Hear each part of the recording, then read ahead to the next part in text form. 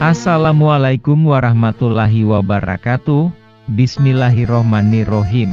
Heksatamas akan membacakan Sirah Nabawiyah Syekh Syafiur Rahman Al-Mubarakfuri, sumber kitab Ar-Rahiqul Mahtum sebanyak 135 halaman. Insya Allah. Sirah Nabawiyah bagian 1, Syekh Syafiur Rahman Al-Mubarakfuri, sumber kitab Ar-Rahiqul Mahtum. Posisi bangsa Arab dan kaumnya.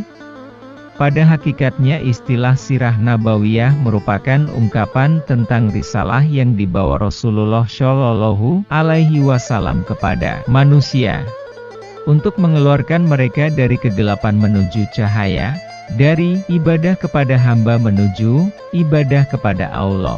Dan tidak mungkin bisa menghadirkan gambarannya yang amat menawan secara pas dan mengena kecuali setelah melakukan perbandingan antara latar belakang risalah ini atau Risalah Nabawiyah dan pengaruhnya.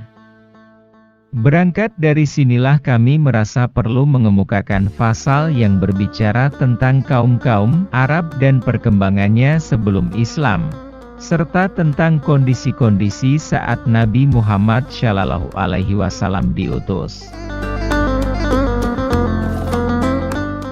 Posisi bangsa Arab. Menurut bahasa Arab artinya padang pasir, tanah gundul dan gersang yang tiada air dan tanamannya. Sebutan dengan istilah ini sudah diberikan sejak dahulu kala kepada Jazirah Arab, sebagaimana sebutan yang diberikan kepada suatu kaum yang disesuaikan dengan daerah tertentu, lalu mereka menjadikannya sebagai tempat tinggal. Jazirah Arab dibatasi Laut Merah dan Gurun Sinai di sebelah barat, di sebelah timur dibatasi Teluk Arab dan sebagian besar negara Irak bagian selatan.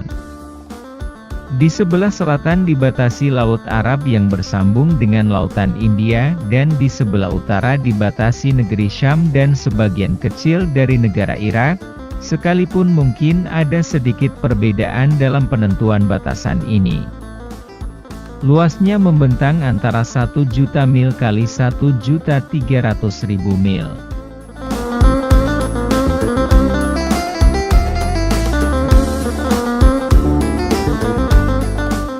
Jazirah Arab memiliki peranan yang sangat besar karena letak geografisnya. Sedangkan dilihat dari kondisi internalnya, Jazirah Arab hanya dikelilingi gurun dan pasir di segala sudutnya. Karena kondisi seperti inilah yang membuat Jazirah Arab seperti benteng pertahanan yang kokoh, yang tidak memperkenankan bangsa asing untuk menjajah, mencaplok dan menguasai bangsa Arab.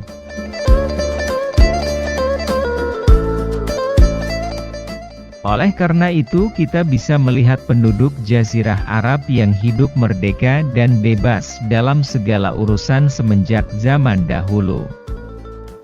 Sekalipun begitu mereka tetap hidup berdampingan dengan dua imperium yang besar saat itu, yang serangannya tak mungkin bisa dihadang andaikan tidak ada benteng pertahanan yang kokoh seperti itu. Sedangkan hubungannya dengan dunia luar, Jazirah Arab terletak di benua yang sudah dikenal semenjak dahulu kala, yang mempertautkan daratan dan lautan. Sebelah barat laut merupakan pintu masuk ke benua Afrika, sebelah timur laut merupakan kunci untuk masuk ke benua Eropa, dan sebelah timur merupakan pintu masuk bagi bangsa-bangsa non-Arab. Timur Tengah dan Timur Dekat, terus membentang ke India dan Cina. Setiap benua mempertemukan lautnya dengan Jazirah Arab, dan setiap kapal laut yang berlayar tentu akan bersandar di ujungnya. Karena letak geografisnya seperti itu pula, sebelah utara dan selatan dari Jazirah Arab menjadi tempat berlabuh berbagai bangsa untuk saling tukar-menukar perniagaan, peradaban, agama dan seni.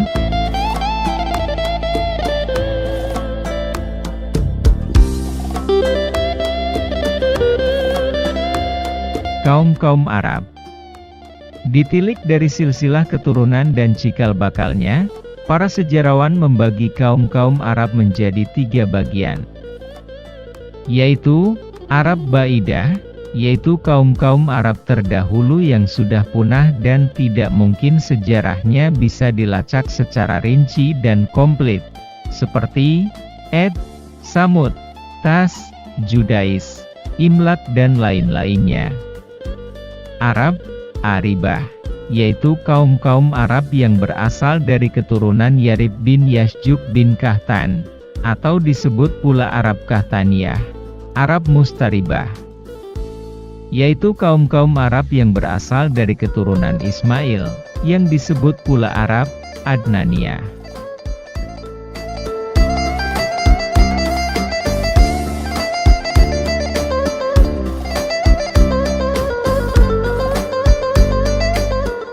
Tempat kelahiran Arab Aribah atau kaum Kahtan adalah negeri Yaman, lalu berkembang menjadi beberapa kabilah dan suku.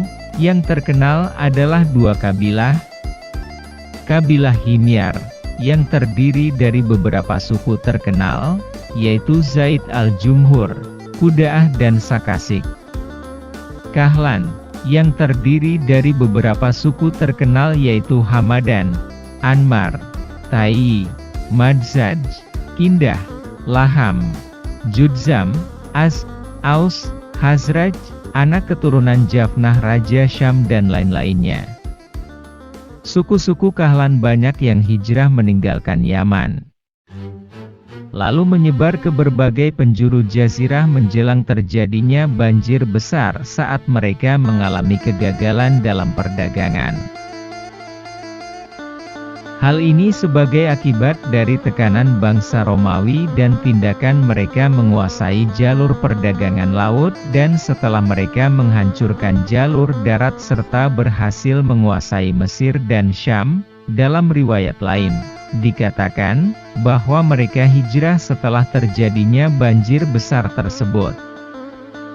Juga tidak menutup kemungkinan jika hal itu sebagai akibat dari persaingan antara suku-suku Kahlan dan suku-suku Himyar, yang berakhir dengan keluarnya suku-suku Himyar dan pindahnya suku-suku Kahlan. Suku-suku Kahlan yang berhijrah bisa dibagi menjadi 4 golongan. Kehijrahan mereka langsung dipimpin oleh pemuka dan pemimpin mereka, Imran bin Amru Muzaikiyah. Mereka berpindah-pindah di negeri Yaman dan mengirim para pemandu, lalu berjalan ke arah utara dan timur. Dan inilah rincian akhir tempat-tempat yang pernah mereka tinggali setelah perjalanan mereka tersebut.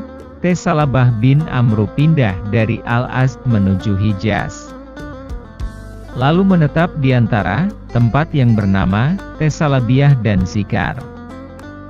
Setelah anaknya besar dan kuat, dia pindah ke Madinah dan menetap di sana. Dan di antara keturunan Tesalabah ini adalah Aus dan Hazraj, yaitu 2 orang anak dari Haritsah bin Tesalabah. Di antara keturunan mereka yang bernama Haritsah bin Amr, atau yang dikenal dengan Huzah, dan anak keturunannya berpindah ke Hijaz, hingga mereka singgah di Mur Az-Zahran, yang selanjutnya membuka tanah suci dan mendiami Makkah serta mengekstradisi penduduk aslinya, Al-Jarahimah.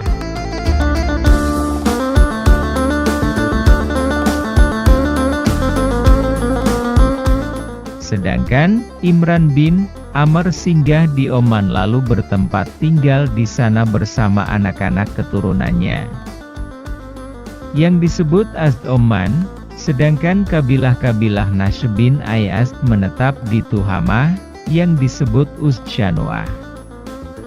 Jafnah bin Amr pergi ke Syam dan menetap di sana bersama anak keturunannya.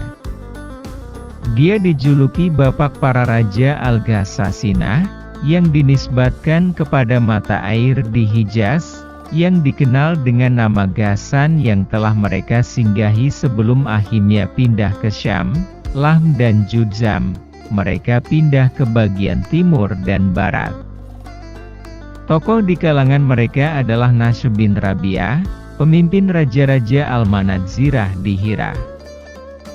Bani Tai. Mereka berpindah ke arah utara setelah perjalanan Azd hingga singgah di antara dua gunung, Aja dan Salma, dan akhirnya menetap di sana, dan kedua gunung tersebut kemudian dikenal dengan dua gunung Tai. Kindah. Mereka singgah di Bahrain, kemudian terpaksa meninggalkannya dan singgah di Hadramaut. Namun nasib mereka tidak jauh berbeda dengan apa yang menimpa mereka saat berada di Bahrain, hingga mereka pindah lagi ke Najd. Di sana mereka mendirikan pemerintahan yang besar dan kuat. Tapi pemerintahan itu cepat berakhir tanpa meninggalkan bekas sedikit pun. Di sana ada satu kabilah Himyar yaitu Quda'ah, meskipun masih diperselisihkan penisbatannya kepada Himyar, yang meninggalkan Yaman dan bermukim di daerah pedalaman As-Samawah, pinggiran Irak.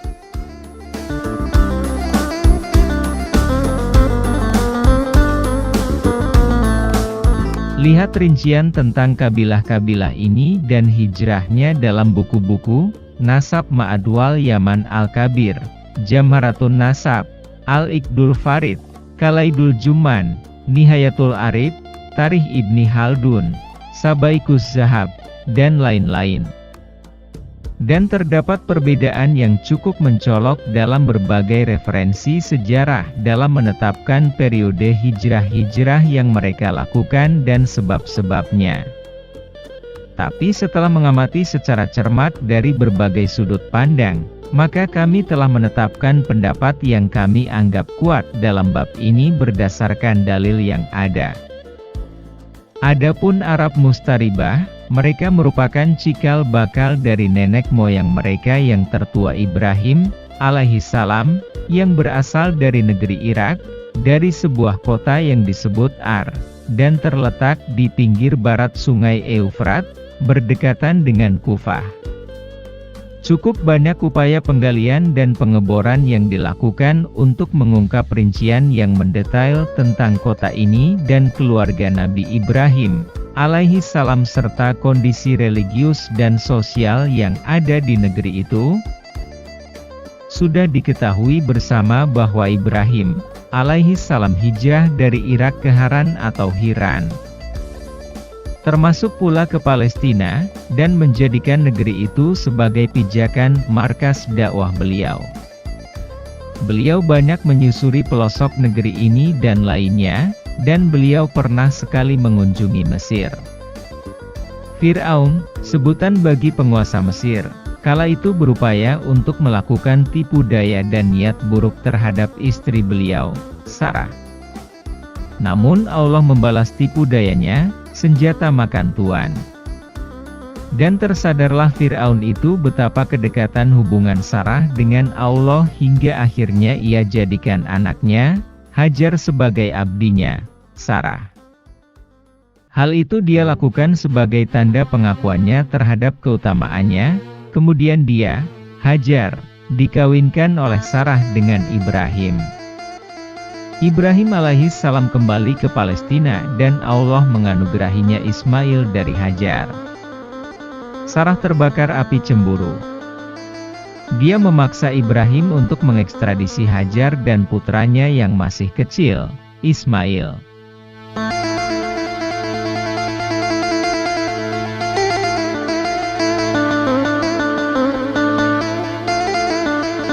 Maka beliau membawa keduanya ke Hijaz dan menempatkan mereka berdua di suatu lembah yang tiada ditumbuhi tanaman, gersang dan tandus, di sisi Baitul Haram, yang saat itu hanyalah berupa gundukan-gundukan tanah. Rasa gundah mulai menggayuti pikiran Ibrahim. Beliau menoleh ke kiri dan kanan, lalu meletakkan mereka berdua di dalam tenda, di atas mata air Zam-Zam, bagian atas masjid. Dan pada saat itu tak ada seorang pun yang tinggal di Mekah dan tidak ada mata air. Beliau meletakkan di dekat mereka kantong kulit yang berisi kurma dan wadah air. Setelah itu beliau kembali lagi ke Palestina. Berselang beberapa hari kemudian, bekal dan air pun habis. Sementara tidak ada mata air yang mengalir. Di sana tiba-tiba mata air Zam-Zam memancar berkat karunia Allah, sehingga bisa menjadi sumber penghidupan bagi mereka berdua hingga batas waktu tertentu. Kisah mengenai hal ini sudah banyak diketahui secara lengkapnya. Menurut kisah yang sudah banyak dikenal, Hajar adalah seorang budak wanita. Tetapi seorang penulis kenamaan, Al-Alamah Al-Qadi Muhammad Sulaiman Al-Mansyurfuri telah melakukan penelitian secara seksama bahwa Hajar adalah seorang wanita merdeka, dan dia adalah putri Fir'aun sendiri. Lihat buku, Rahmatun Lil Alamin, 2-3637 dan juga buku, Tarikh Ibni Khaldun, 2-1-77. Suatu kabilah dari Yaman, Jurhum kedua, datang setelah itu dan bermukim di Mekah atas perkenan dari ibu Ismail. Ada yang mengatakan, mereka sudah berada di sana sebelum itu, tepatnya di lembah-lembah di pinggir kota Mekah. Adapun riwayat Bukhari menegaskan bahwa mereka singgah di Mekah setelah kedatangan Ismail dan ibunya, sebelum Ismail menginjak remaja. Mereka sudah biasa melewati lembah Mekah ini sebelum itu. Dari waktu ke waktu Ibrahim datang ke Mekah untuk menjenguk keluarganya.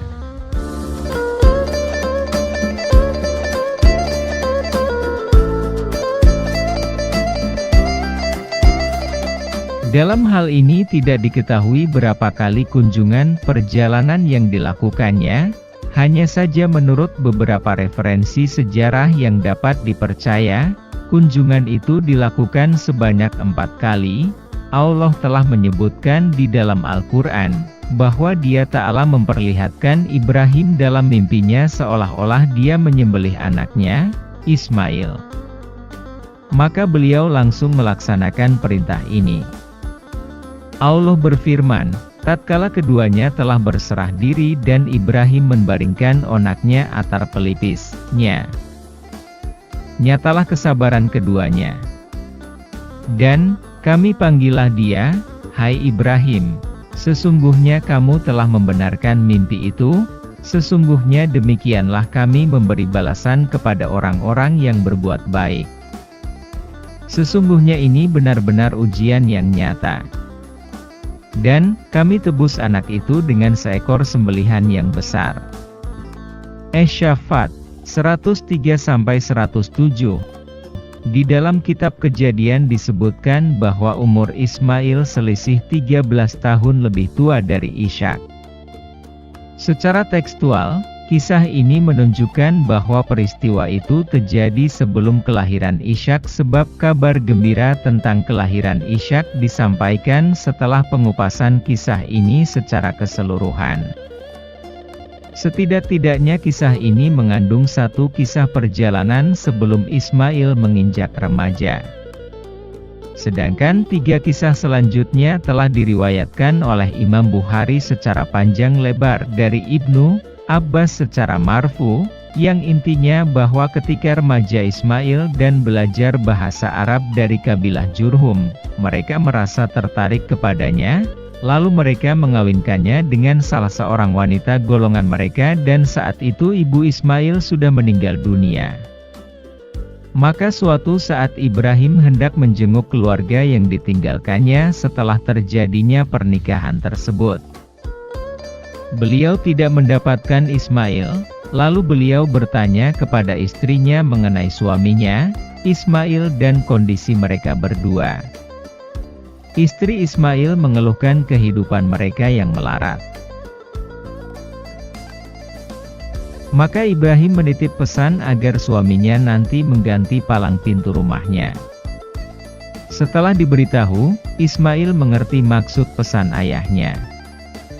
Maka Ismail menceraikan istrinya itu dan kawin lagi dengan wanita lain, yaitu putri Madedad bin Amr, pemimpin dan pemuka kabilah Jurhum menurut pendapat kebanyakan sejarawan Pen.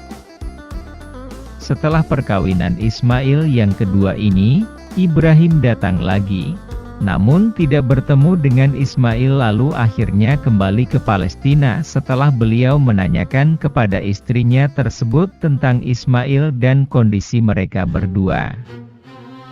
Istrinya memuji kepada Allah atas apa yang dianugerahkan kepada mereka berdua. Kemudian Ibrahim kembali menitip pesan lewat istri Ismail, agar Ismail memperkokoh palang pintu rumahnya. Pada kedatangan yang ketiga kalinya Ibrahim bisa bertemu dengan Ismail, yang saat itu sedang meraut anak panahnya di bawah sebuah pohon di dekat Zamzam.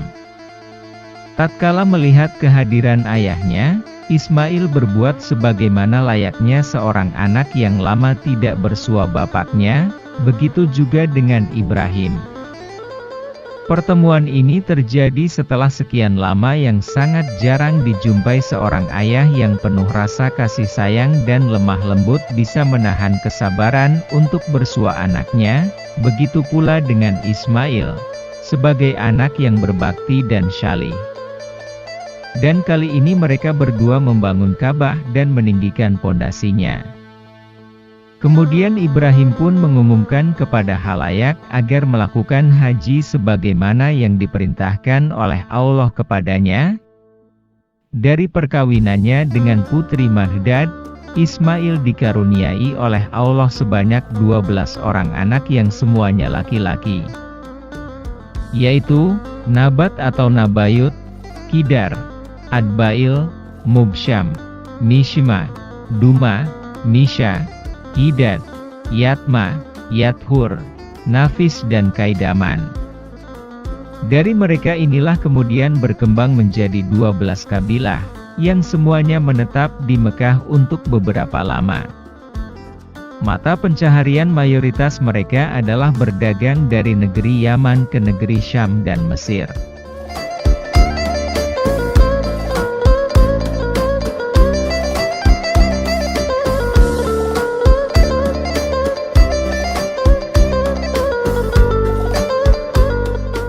Selanjutnya kabilah-kabilah ini menyebar di berbagai penjuru jazirah, dan bahkan hingga keluar jazirah. Kemudian seiring dengan perjalanan waktu, keadaan mereka tidak lagi terdeteksi, kecuali anak keturunan Nabat dan Kidar. Peradaban anak keturunan Nabat mengalami kemajuan di bagian utara Hijaz. Mereka mampu mendirikan pemerintahan yang kuat dan menguasai daerah-daerah di sekitarnya, dan menjadikan Al-Batra sebagai ibu kotanya.